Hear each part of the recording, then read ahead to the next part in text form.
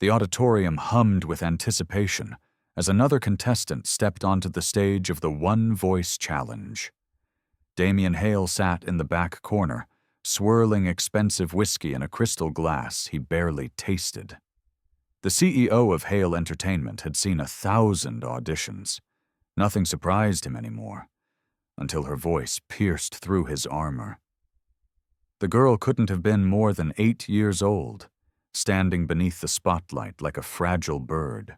Her dark hair fell in waves around her shoulders, and when she opened her mouth, the opening notes of Whispers of the Sky filled the theater, a melody Damien thought had died 9 years ago.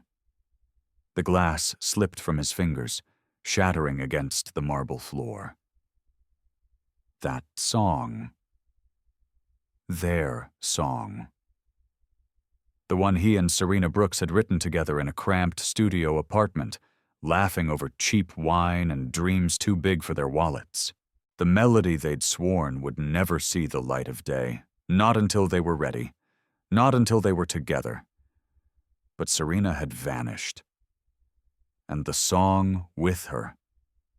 Now this child, this stranger, sang it with a clarity that stopped Damien's heart. Her voice carried the same haunting quality Serena's had possessed, rising and falling like ocean waves against a shore. Each note landed with precision, with soul, with something that felt impossible. Damien's assistant rushed over, concern etched across her face. "Sir, are you—" He silenced her with a raised hand, his eyes locked on the stage. The girl's face, illuminated by stage lights, revealed features he couldn't deny. The curve of her jaw, the way her nose crinkled when she hit the high notes. Those eyes, deep and brown and achingly familiar. She looked like Serena. She looked like him. Around him, the audience sat transfixed. Judges leaned forward in their seats, but Damien heard nothing except the blood rushing through his ears, and that melody, their melody, weaving through the air like a ghost returning to haunt him. When the final note faded, the silence stretched for a heartbeat before applause erupted. The girl, Elara, according to the placard, bowed shyly and scurried off stage. But Damien remained frozen, his mind racing through impossible calculations. How did she know that song? Where had she learned it? And why, dear God, why did she carry Serena's face and his own reflected in her features? "Find out everything about her," Damien commanded his assistant, his voice rough. "Her name, her family, where she lives, everything. Because some songs aren't written to become famous. They're written so that someone, someday, might find their way home." And Damien had a sinking feeling that this little girl held the key to a door he thought had closed forever. 9 years earlier, Damien Hale had been nobody, just another struggling entrepreneur with more ambition than sense. He'd met Serena Brooks at an open mic night, where she'd been playing guitar for tips, her voice turning a dingy bar into something magical. They fell in love the way drowning people reach for air. Desperately, completely, without reservation. Serena was a street musician with a gift for melody. Damien was building his first tech startup, sleeping 4 hours a night and dreaming of empire. Together they created music in stolen moments, her lyrics painting pictures of hope, his melodies carrying them skyward. Whispers of the Sky had been their masterpiece. Written during a weekend when his company nearly collapsed, when she'd held him through panic attacks and reminded him that success meant nothing without someone to share it with. "This song is ours," she'd whispered, her fingers intertwined with his. "Only ours. We'll sing it at our wedding." 3 weeks later, she disappeared. No warning, no goodbye, just an email that arrived at 3 a.m., brief and brutal. "Don't look for me. I know everything. We're done. S." Damien had called, texted, gone to her apartment to find it empty, as if she'd never existed. He'd searched for months, hiring investigators who found nothing. She'd vanished like smoke, leaving only questions and that cryptic message. I know everything. What did she know? Damien had racked his brain, searching for sins he hadn't committed. An affair he hadn't had? A betrayal he couldn't remember? He'd been faithful, devoted, planning to propose the very week she left.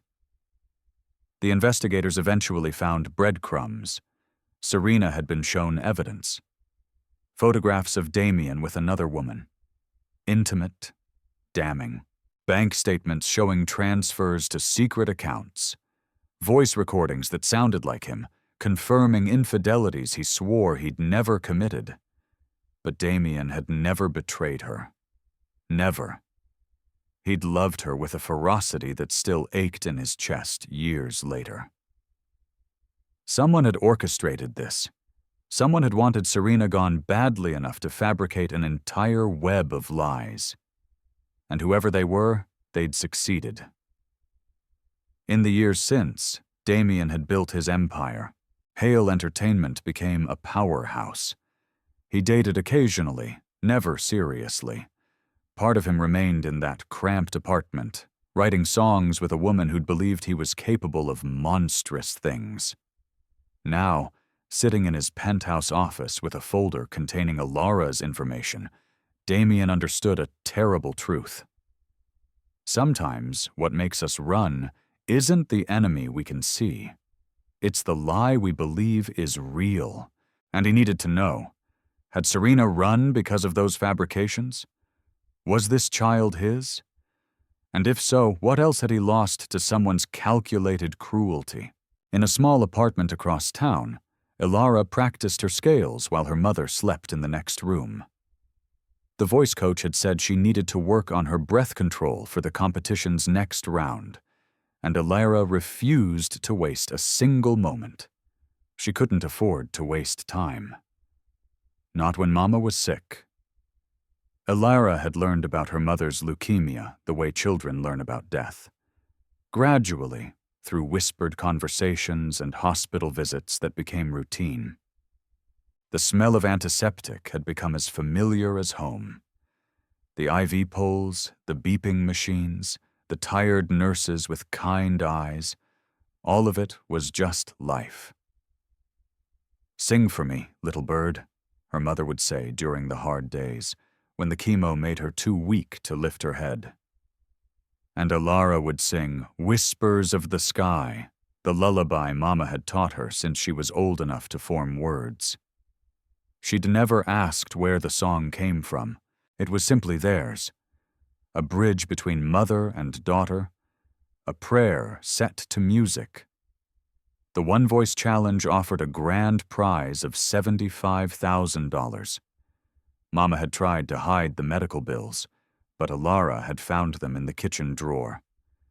She understood numbers well enough to know they were drowning. The prize money would buy treatment, buy time, maybe buy a miracle.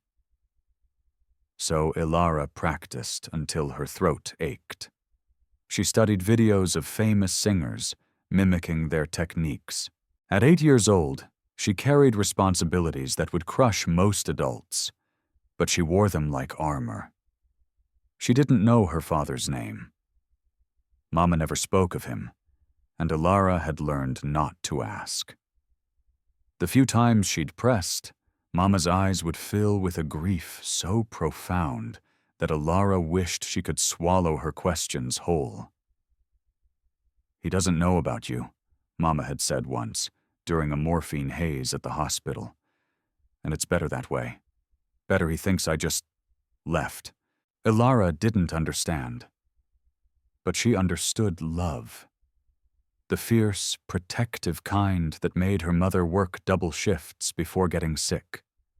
That made her smile through pain. That made her teach her daughter this beautiful, secret song. At the competition, when Elara sang Whispers of the Sky, she hadn't been performing.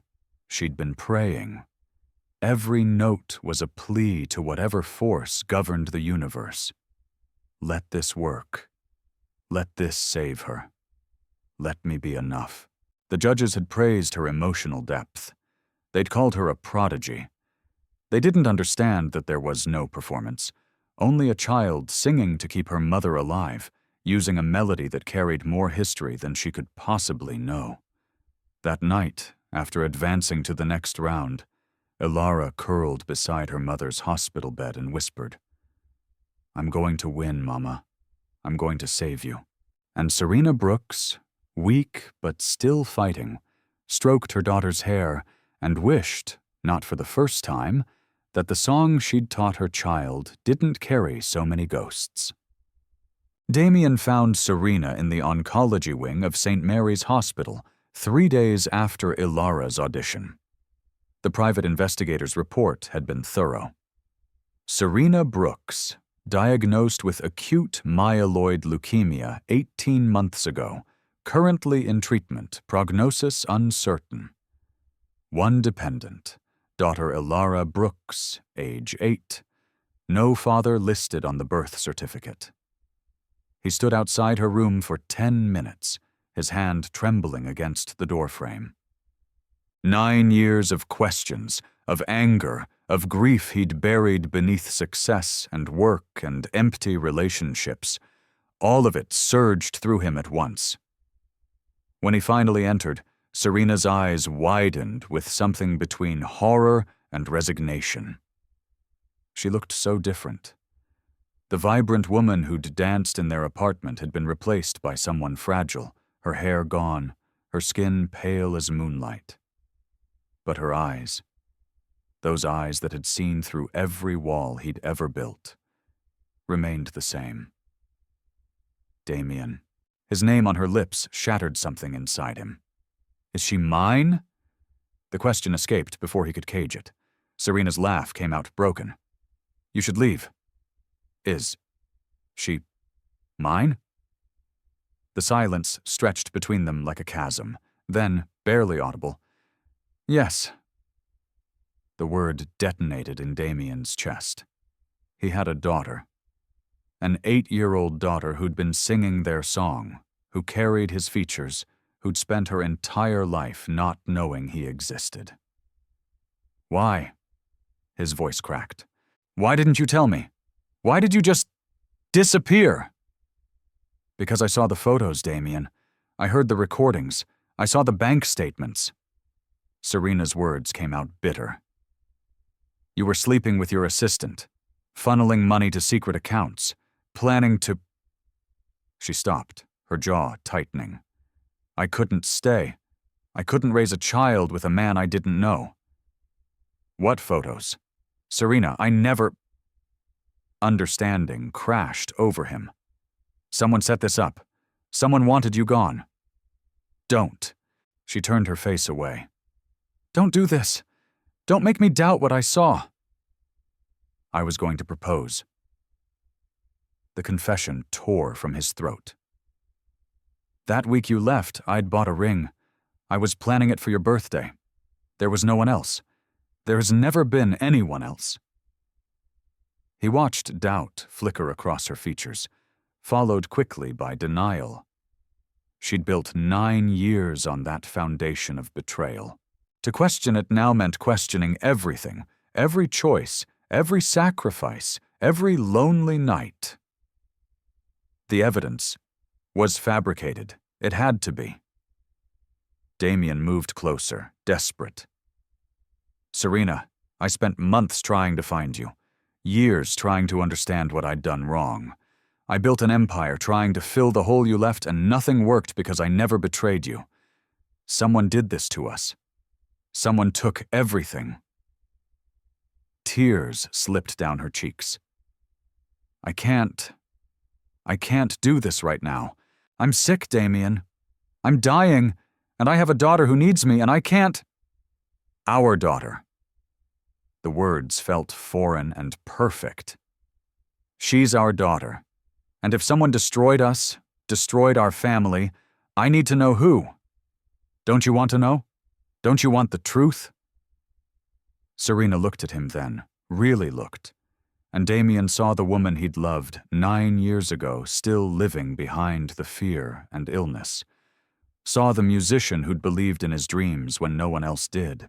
Saw the mother who'd taught their daughter their secret song, keeping part of him alive even in his absence. "I was going to marry you," he whispered. "I would have spent my life making you happy. And someone stole that from us, from Elara. Don't they deserve to pay for that?" In the quiet of that hospital room, surrounded by machines that kept her alive and memories that refused to die, Serena finally nodded. Because some losses cut too deep to leave unexamined, and sometimes seeing the truth face to face is the only way to know you never really let go. Damien hired the best investigators money could buy. What they uncovered made him wish he'd looked harder 9 years ago. Miriam Lowe, his former PR director. A woman he'd trusted with his company's image, his schedule, his professional life. A woman who'd smiled at him every morning and apparently spent her evenings destroying the only thing he'd ever truly valued. The evidence file read like a thriller. Sophisticated deepfake technology, years ahead of its time. Miriam had worked with a private tech lab, one Hale Entertainment had ironically funded for future innovations, to create videos, photos, and voice recordings of Damien with various women. The bank statements were forgeries, good enough to fool a casual inspection. The whole operation must have cost hundreds of thousands of dollars, all to eliminate Serena Brooks from his life. "She was in love with you," the lead investigator explained, spreading documents across Damien's office desk. "Started 6 months before Ms. Brooks disappeared. We found diary entries, emails to her therapist, even a folder on her laptop labeled Future Plans. Your wedding, your children's names, your retirement home." Damien felt sick. I was professional. Always professional." She interpreted kindness as interest. "When you and Ms. Brooks got serious, she couldn't handle it." The investigator tapped a timeline. "These fabrications weren't sudden. She spent 8 months preparing. Testing the technology, learning Serena's routines, she knew exactly what would break her. The deepfake videos were sophisticated, using early AI voice cloning that wouldn't become mainstream for another 5 years. Miriam had exploited her position, accessing Hale Entertainment's experimental labs, using company resources to destroy him personally while advancing professionally. "Where is she now?" Damien's voice could have frozen fire. "Still with the company. Senior Vice President of Operations." "Of course." Miriam had risen through ranks while Damien grieved. She'd been there for every promotion, every success, smiling her perfect smile while knowing she'd stolen his chance at real happiness. The question became, what to do with this information? His lawyers presented options. Criminal charges would be difficult. Deepfake laws barely existed in 2015, and proving malicious intent after 9 years would challenge even the best prosecutors. Civil suits might work, but would drag everything into public scrutiny. His company's stock could suffer. Elara and Serena would be exposed to media feeding frenzy. Or he could handle it quietly. Fire Miriam. Bury the evidence. Protect his family from more pain. Serena, when he showed her the files, sat silent for a long time. Damien watched emotions chase across her face. Shock, vindication, fury, grief for the years they'd lost. "She loved you," Serena finally said, her voice hollow, "and she destroyed us because of it. She didn't love me. She loved an idea of me." Damien's hands clenched. "Love doesn't do this. Love doesn't tear families apart. What will you do?" Damien thought of Elara, their daughter who'd grown up fatherless because of Miriam's obsession. Thought of Serena, fighting cancer alone when she should have had a partner. Thought of 9 years of emptiness, of building success on the foundation of loss. I'm going to tell the truth, he decided, no matter what it costs, because Miriam's greatest weapon was making us believe lies, and I'm done letting lies win. Sometimes, when you lose someone to deception, the only way to get them back is to drag every shadow into the light. Even if that light burns everything to the ground, Damien became a fixture at the hospital, learning to be a father to a daughter who'd only known his absence. Elara approached him with cautious curiosity at first. This man who appeared claiming connection to the song she'd always thought belonged only to her mother. "Mama says you wrote it together," Elara ventured one afternoon, watching him carefully. "Whispers of the Sky." "We did." Damien sat beside her in the uncomfortable hospital chair. "Your mother wrote the words. I composed the melody. But we never finished it." "It sounds finished to me." "There's a second verse, a bridge, an ending." Damien pulled out his phone, scrolling to a voice memo he'd kept for 9 years. "Want to hear what it could be?" In the hospital room, with Serena sleeping fitfully and machines beeping their steady rhythm, Damien played the rough recording. His voice, younger and full of hope, singing lyrics they'd never completed, melodies that spiraled into silence, waiting for resolution. Elara listened with fierce concentration. "It's beautiful. Why didn't you finish it?" "Because we were waiting. For the right moment. For our future." He met her eyes. His eyes, he realized with a pang. "For you, maybe?" Over the following weeks, Damien learned about his daughter's life in fragments. Her favorite color, purple like twilight. Her fear of thunderstorms. Her talent for not just singing, but understanding music in ways that transcended training.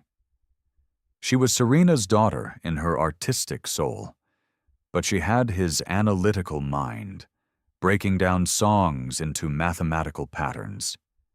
He attended her competition rehearsals, stayed silent in the background while she practiced, advanced to quarterfinals, then semifinals, carrying Whispers of the Sky like a torch through each round. And slowly, carefully, Serena let him back in. They didn't speak of romance. She was too sick, he was too raw, and 9 years couldn't be erased by truth alone. But they spoke of Elara, of medicine and hope and fear. They remembered who they'd been, acknowledged who they'd become. One night, after a particularly rough chemo session left Serena exhausted, Damien brought his guitar to the hospital. "Remember how we talked about finishing it?" He tuned the strings carefully. "I think I know how it ends." Elara, curled in the chair beside her mother's bed, perked up. Serena's eyes opened, weak but curious. Damien played the opening bars of Whispers of the Sky, then moved into the unfinished sections. But this time, he didn't stop at the familiar silence. His fingers found new chords, and he began to sing. Through the storm and through the years, through the distance and the tears, some songs wait for their completion, some loves need their resolution. His voice cracked on the high notes, but he pushed through. Elara, recognizing the melody's potential, began to hum along. Then Serena, barely audible but present, added her voice to the harmony. 3 voices weaving together what had been torn apart. Mother, father, daughter. A family assembling itself through music, finding the ending they'd all been searching for. When the final chord faded, Elara spoke into the silence.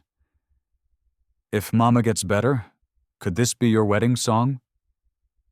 Damien met Serena's gaze across the hospital bed. saw tears streaming down her face, saw something that might be forgiveness, or hope, or perhaps just the acknowledgement that some songs are worth finishing, no matter how long they take.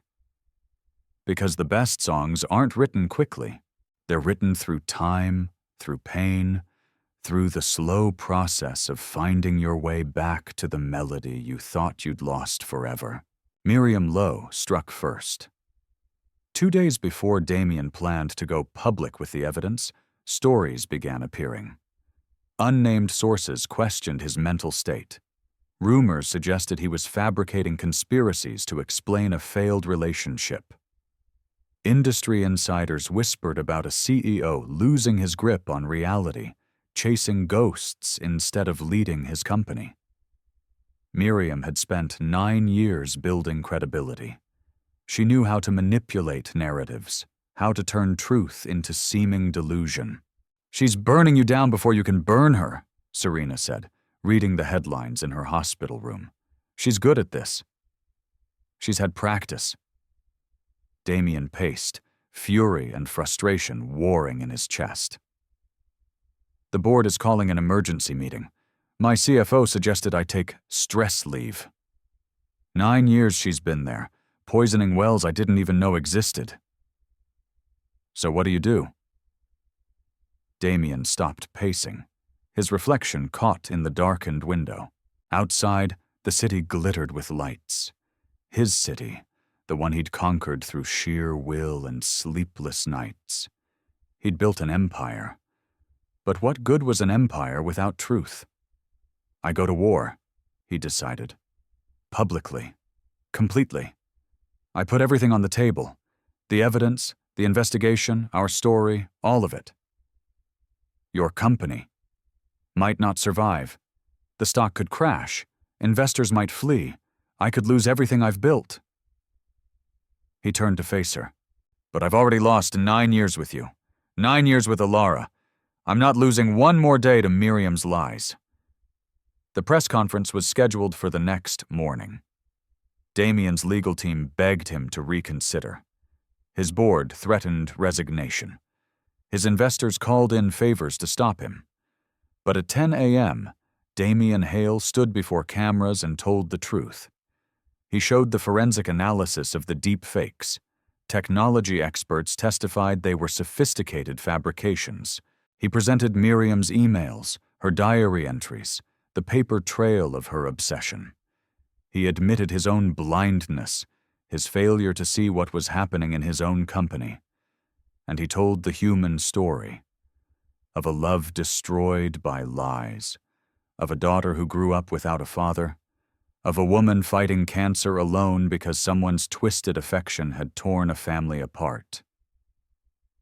"Miriam Lowe used company resources to commit fraud and harassment," Damien stated, his voice steady despite the cameras.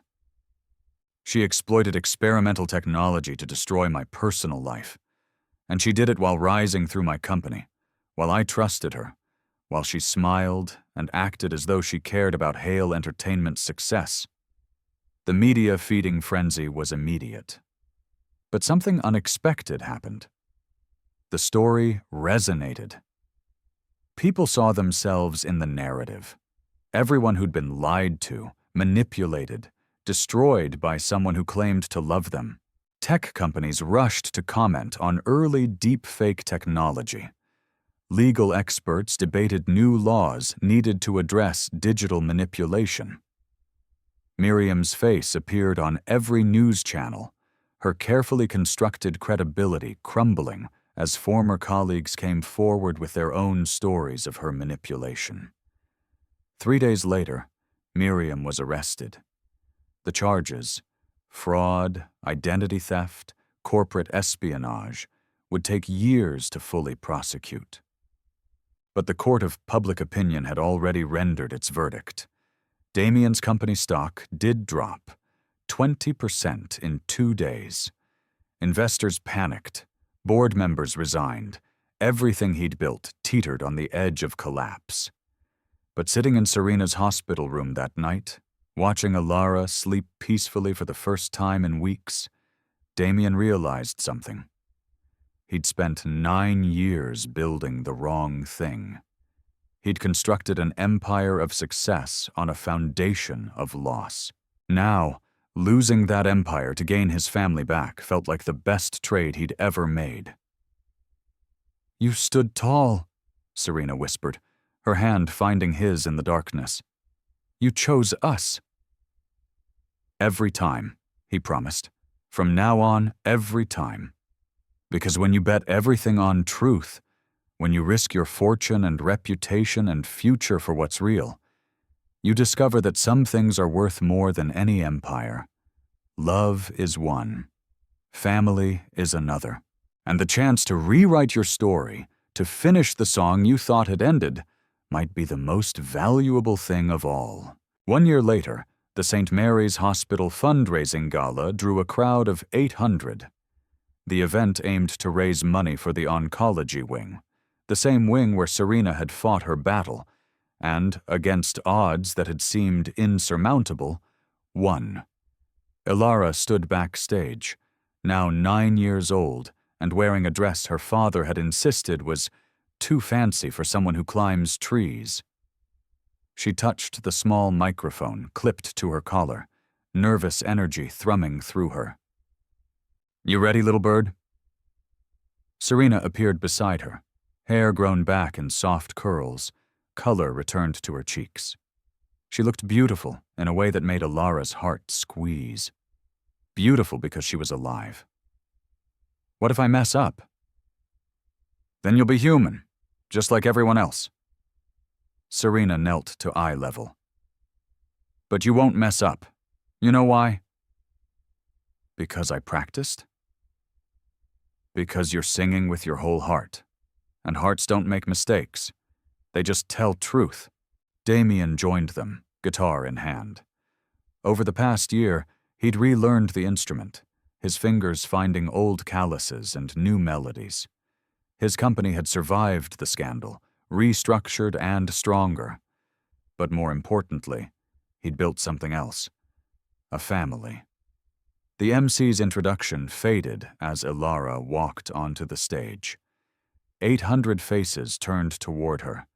Donors, doctors, patients, families who understood the weight of hospital vigils and miracle recoveries.